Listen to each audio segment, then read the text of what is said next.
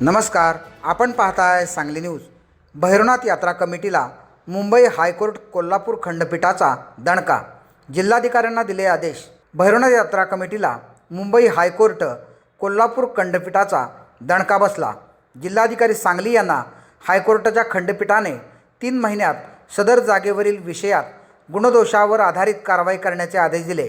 त्यामुळे येत्या 3 महिन्यात भैरवनाथ मंगल कार्यालयाच्या भाडेकरूंना सोडावे लागणार असून विटेकरांना ते वापराकरता खुले होईल असा विश्वास नवीन यात्रा कमिटीचे अध्यक्ष रणजित पाटील यांनी पत्रकार परिषदेत व्यक्त केला। पाहुयात नवीन यात्रा कमिटीचे अध्यक्ष रणजित पाटील यांची संपूर्ण पत्रकार परिषद। भैरवनाथ यात्रा कमिटीच्या संदर्भात 4 वर्ष झालं आम्ही न्यायालयीन बाबींचा या ठिकाणी पाठपुरावा करत आहे। त्या संदर्भात माननीय मुंबई उच्च न्यायालयाचा काल एक निर्णय झाला, आदेश झाला। त्या संदर्भात मी आज तुम्हाला या पत्रकार परिषदेमार्फत ती माहिती देत आहे। भैरवनाथ मंगल कार्यालयाच्या जागेच्या संदर्भात जी 45 गुंठे जागा या ठिकाणी वेगवेगळ्या कारणासाठी भैरवनाथ यात्रा कमिटी वापरत आहे, त्या संदर्भात आम्ही माननीय कलेक्टर साहेबांना तक्रारी अर्ज दाखल केला होता की ज्या कारणासाठी ज्या प्रयोजनासाठी ही जागा घेतलेली आहे त्या प्रयोजनासाठी ही जागा वापरली जात नाही आणि आपण याच्यावरती कारवाई करावी। त्या संदर्भात माननीय तहसीलदार साहेबांना व प्रांत साहेबांना त्यांनी याचे आदेश काढून याची माहिती मागवली होती व ती माहिती या ठिकाणी याचा वापर हा वेगळ्याच कारणासाठी केला जात आहे असा अहवाल कलेक्टर साहेबांना प्राप्त झाला होता। त्याचा पाठपुरावा करत असताना आम्ही ती कारवाई व्हावी यासाठी माननीय कलेक्टर साहेबांना वारंवार पत्रव्यवहार करत होतो, प्रशासनाला पाठपुरावा करत होतो, पण अद्याप त्याच्यावर ती कारवाई झाली नव्हती। म्हणून आम्ही माननीय मुंबई उच्च न्यायालयामध्ये याचिका दाखल केली होती। त्या याचिकेचा परवा दिवशी निकाल आलेला आहे। त्या निकालामध्ये मुंबई उच्च न्यायालयाने माननीय कलेक्टर साहेबांना असे आदेश केले आहेत की जो अहवाल आहे त्या अहवालाचा सर्व तपशील घेऊन आपण या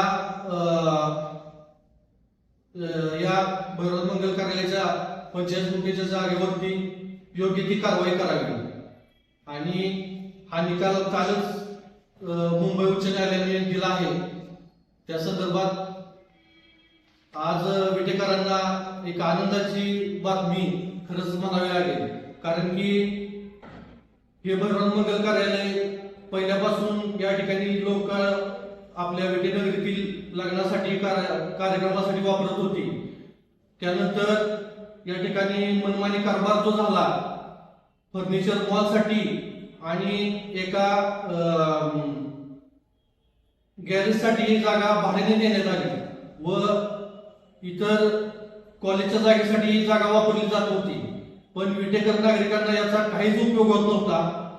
त्याचं भाडं कुठं जातंय काय जातंय, धर्मदाय आयुक्तालयात आम्ही गेलो, त्यांचे जे अहवाल आहे ते सगळं बघितले तर तिथं कुठेही त्याचा हिशोब या ठिकाणी दाखवला गेला नाही। आज ताग आहे ते भाडं फक्त एफडी केल्या, इकडं केले तिकडं केले, त्या बँकेत आहे या बँकेत आहे, पण हा गावासमोर कुठेही या ठिकाणी खुलासा झालेला नाही, आज तर पर्यंत खर्च झालेला नाही।